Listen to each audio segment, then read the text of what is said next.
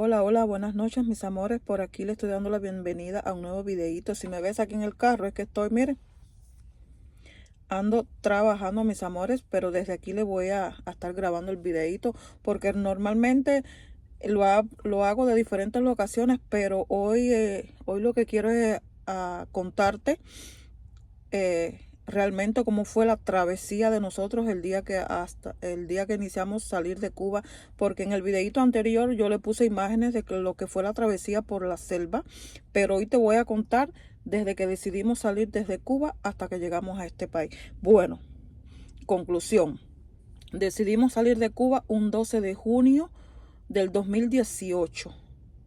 En aquel entonces el objetivo era ir a vivir a Uruguay, que era el país donde más fácil se hacía en aquel entonces emigrar. Ustedes saben que ya la emigración aquí en es parte ya de la cultura cubana. Conclusión, decidimos salir de Cuba y lo hicimos directo a Uruguay. Salimos por Guyana. Ya en Guyana teníamos una persona que nos iba a recibir. Ahí mismo, cuando llegamos al aeropuerto, nos encontramos con la situación de que el vuelo, me acuerdo como si fuera ahora mismo. Ustedes saben que esa travesía nunca, al que la hizo, nunca se le va a olvidar los detalles. El vuelo que venía, que aterrizó antes que nosotros, no dejaron entrar a ninguno, no le dieron la visa a ningún cubano, a ninguno. Todos fueron retornados hacia La Habana en ese mismo vuelo en el que llegaron. Y nosotros con el creo aquel de que nos podría pasar lo mismo, bueno, gracias a Dios nos pasó, nos pusieron la visa, bienvenido, y pasamos. Ya de ahí la persona nos estaba esperando, nos montamos y fuimos hacia la casa donde nos estaba el coyote. Un muchacho cubano muy, ¿cómo decirle? Muy servicial, por decirlo así de alguna manera. Bueno, ahí en la casa nos estuvo diciendo cómo iba a ser la travesía hasta Uruguay. Nos pusimos de acuerdo con él, ya nos sacó el boleto para cruzar Brasil, para llegar hasta la frontera. Bueno, ahí en Guyana, déjenme aclarar ese puntico, en Guyana, para llegar hasta Brasil, tuvimos que cruzar la selva amazónica. Fueron 25 horas desde Guyana hasta Brasil. Imagínense ustedes 25 horas en una vancita llena de equipaje, de gente, lloviendo. Nos bajaron de aquellas vans, traíamos fango hasta en la boca. El que es cubano sabe que es fango, el que no, el fango es el barro. Traíamos fango hasta en la boca. Tuvimos que cruzar el río del Amazonas en una patana. Aquello fue impresionante, caballero, ver lo caudaloso que es ese río, las profundidades. Ay, no, ¿para qué les cuento? Pero son recuerdos que nunca se olvidan y en ese momento fueron agradables porque hasta ese momento nunca había pasado nada, todo iba normal. Bueno, llegamos a Brasil. En Brasil ya nos habían sacado los boletos para cruzar. Llegamos a la frontera con Uruguay y ahí nos pusieron una visa y todo perfecto hasta ahí. Vivimos en Uruguay 3 meses trabajando porque estábamos muy conformes de quedarnos a vivir ahí, pero Uruguay la economía empezó a ponerse un poco mala y decidimos entonces empezar la travesía hacia aquí, hacia los Estados Unidos. Volvimos a cruzar Brasil completo, 7 días, porque como no teníamos, ¿cómo se llama? La información de cómo era el aeropuerto donde estaba, bueno, decidimos hacerlo por tierra. Tuvimos 7 días en una guagua hasta que ya logramos cruzar Brasil y llegamos a Perú. Ahí en Lima nos cogió inmigración, nos empezaron a echar miedo, que si no, que si los vamos a regresar para Cuba, pero nosotros sabíamos que no podían porque Perú y Cuba no tenían acuerdos de deportación ni nada de eso. Conclusión, que el miedo no les sirvió de nada y nos tuvieron que dejar. Seguimos. Perú, en Colombia estuvimos una semana. No pasó nada y esperamos el salvoconducto, nos los dieron, seguimos. Cuando llegamos a Colombia, Ahí fue donde empezó lo bueno, caballero. Tuvimos que coger una lanchita. Esa lanchita, ¿cómo se llamaba ese lugarcito? Si alguien se lo sabe, póngamelo por ahí, donde se cogiera la lanchita para ir hacia la selva. Ahí estuvimos durmiendo una noche y al otro día pagamos la lanchita y nos llevaron. Ahí fue donde empezó lo bueno, caballero, en la selva. Entramos a la selva un sábado 8 de la noche y salimos un sábado 8, 9 de la noche. Le pagamos $150 al coyote por cada uno y él nos dijo así literalmente: la travesía son 3 días, prepárense en comida para 3 días nada más, una semana. Salimos 8 de la noche, 6 de la mañana y el coyote nos quería dejar botados. Nosotros íbamos, era un grupo de 79 cubanos y gracias a Dios la mayoría eran hombres. Se tuvieron que poner del pie porque el coyote ya nos quería dejar botados. Le hicieron que ese coyote, porque en la zona que estábamos todavía había cobertura, esos coyotes llamaron a otro y ese otro fue el que nos llevó hasta la frontera con Costa Rica.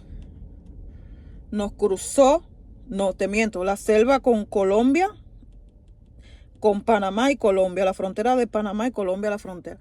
Entonces ese hombre nos llevó hasta ahí. Pero, caballero, yo no les recomiendo eso. Ustedes vieron los videitos esos que yo le puse en el video pasado. Eso es bobería para lo que nosotros vivimos en esa selva.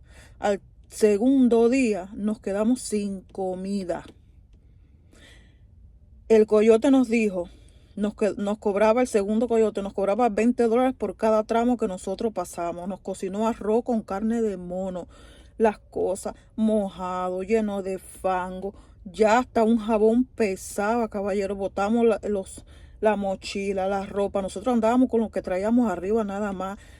Una hambre. Nos pasamos 5 días sin comer.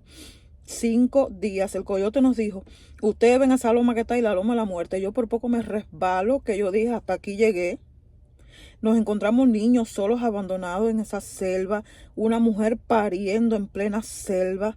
Ay, no, aquello fue nosotros llorándonos porque el grupo de 79 se desintegró y no nos encontramos el uno al otro y ya andábamos perdidos porque el coyote nos dijo, ustedes ven esa loma, súbanla, bájanla y cuando la bajen, ahí está lo que ustedes andan buscando. Nunca encontramos lo que andábamos buscando, estábamos solos sin orientación. Menos mal que yo tengo un esposo que nunca se rindió, que dijo para adelante, que de aquí salimos. Y me cogió y me dijo, oye, esto es así, así, dale, que de aquí hay que salir. Unos cubanos que iban adelante nos iban dejando señales y nosotros las íbamos encontrando hasta que por fin llegamos a un campamento que se llama Bajo Chiquito. Ahí la guardia de Panamá nos estaba esperando. En ese entonces había un acuerdo de Costa Rica y Panamá que todo el inmigrante que iba pasando por ahí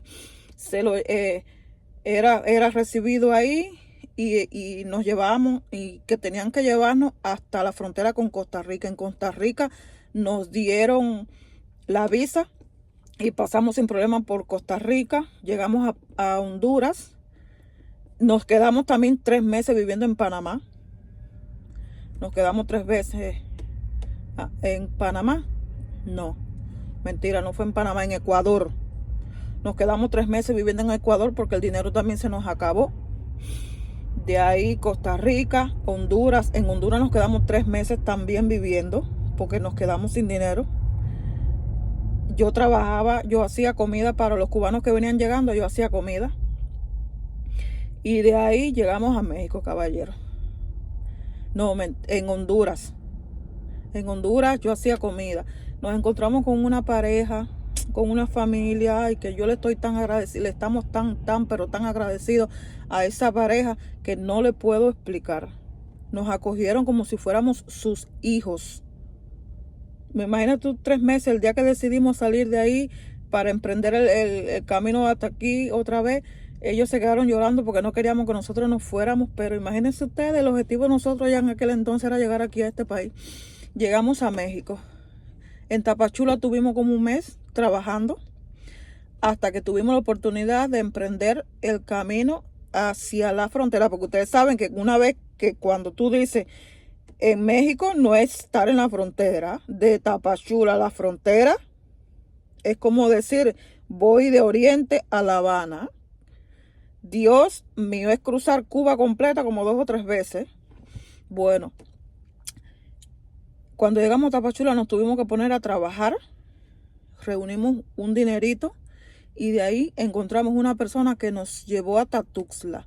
En Tuxtla, caballero, nos estafaron, nos quedamos sin un peso para comer. Te estoy hablando que todos esos años por ir para atrás, sin poderle mandar $1 a la familia, un peso, porque en aquel entonces no había el contrato ese, como el CELE, como todas las facilidades que hay ahora para enviar dinero. En aquel tiempo no había eso.